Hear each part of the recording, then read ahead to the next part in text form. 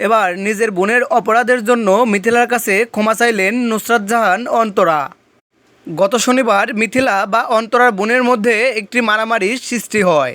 সেই ভিডিওটি হয়তো আপনারা ইতিমধ্যেই সবাই দেখেছেন। সেই ভিডিওতে দেখা যায় ইয়াসিনের সামনেই মিথিলার গায়ে হাত তোলে অন্তরার বড় বোন। সেখানে রাকিব হোসেন বা অন্তরা না থাকলেও পরবর্তীতে তাদেরকেও দোষ দেওয়া হয়। অনেকেই মনে করেন এগুলো পরিকল্পিতভাবে ঘটানো হয়েছে।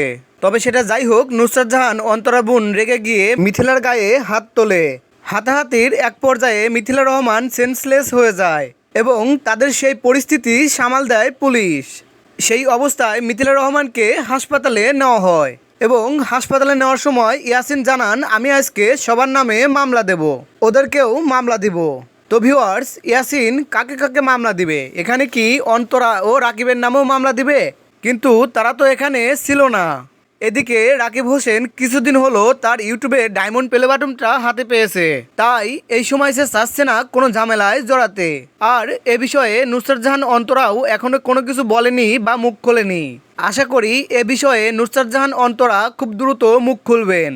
পরবর্তীতে নুসরাত জাহান অন্তরা কি জানান তা আমি পরবর্তীতে এই চ্যানেলের মাধ্যম দিয়ে আপনাদেরকে জানিয়ে দেব।